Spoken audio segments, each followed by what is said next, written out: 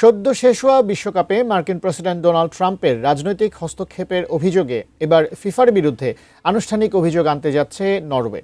অভিযোগ, ট্রাম্পের একটি ফোন কলের পরই যুক্তরাষ্ট্রের এক ফুটবলারের লাল কার্ডের নিষেধাজ্ঞা হঠাৎ স্থগিত করে FIFA.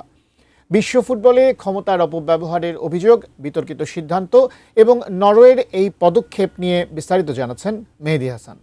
From Müller Wolfer, and in there was Haaland! Slipping it through for Haaland! বিশ্বকাপ ঘিরে আবারও বড় ধরনের বিতর্কের মুখে পড়েছে বিশ্ব ফুটবলের নিয়ন্ত্রক সংস্থা ফিফা। এবার সংস্থাটির বিরুদ্ধে আনুষ্ঠানিক অভিযোগ করার ঘোষণা দিয়েছে নরওয়েজিয়ান ফুটবল ফেডারেশন। মূল অভিযোগটি যুক্তরাষ্ট্রের স্ট্রাইকার ফোলারিন বালোগানের লাল কার্ডের নিষেধাজ্ঞা স্থগিত করার সিদ্ধান্তকে ঘিরে। নরওয়ের দাবি, এই সিদ্ধান্ত শুধু নিয়ম ভাঙার প্রশ্নই তৈরি করেনি, বরং ফুটবলের নিরপেক্ষতা নিয়েও নতুন করে সন্দেহ সৃষ্টি করেছে। ঘটনার শুরু বিশ্বকাপের রাউন্ড অফ 32 এর একটি ম্যাচে।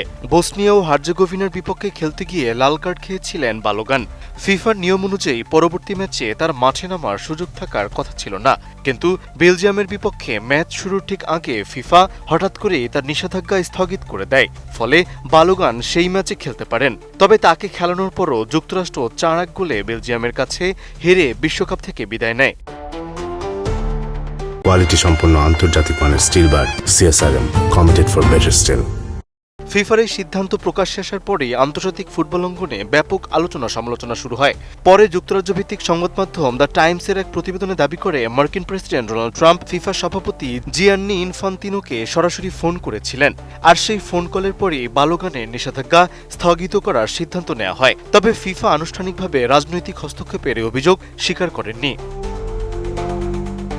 এই বিতর্কের পর আনুষ্ঠানিকভাবে বিষয়টি সামনে আনে নরওয়েজিয়ান ফুটবল ফেডারেশন।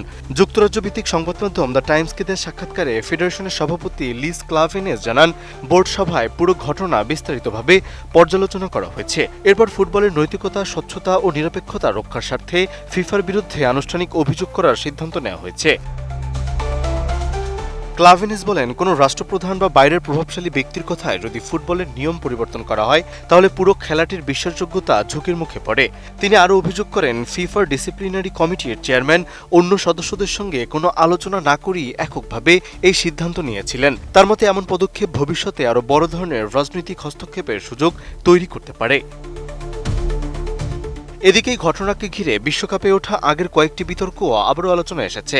বিভিন্ন আন্তর্জাতিক সংবাদ মাধ্যমের প্রতিবেদন অনুযায়ী টুর্নামেন্ট চলাকালে ম্যাচ ফিক্সিং, রেফারির পক্ষপাতিত্ব, ভিআরের অতিরিক্ত ব্যবহার এবং আর্জেন্টিনাকে বিশেষ সুবিধা দেওয়ার অভিযোগ তুলেছিল বিভিন্ন মহল। তবে এসব অভিযোগের পর ফিফা যুক্তরাষ্ট্রের কেন্দ্রীয় তদন্ত সংস্থা FBI এবং আন্তর্জাতিক পুলিশ সংস্থা ইন্টারপোলের সমন্বয়ে গঠিত ইন্টিগ্রিটি টাস্ক ফোর্স তদন্ত চালিয়ে জানায়, ম্যাচ ফিক্সিং বা সন্দেহজনক বেটিংয়ের কোনো প্রমাণ পাওয়া যায়নি। তারপর নরওয়ের এই অভিযোগ ফিফার সিদ্ধান্ত গ্রহণের প্রক্রিয়া নিয়ে নতুন করে বড় প্রশ্ন তৈরি করেছে। বিশেষ করে ফুটবলের নিয়ম, রাজনৈতিক প্রভাব, প্রশাসনিক স্বচ্ছতা এবং জবাবদিহিতার বিষয়গুলো এখন আবারও আন্তর্জাতিক আলোচনার কেন্দ্রে চলে এসেছে। মেহেদী হাসান, ATN নিউজ।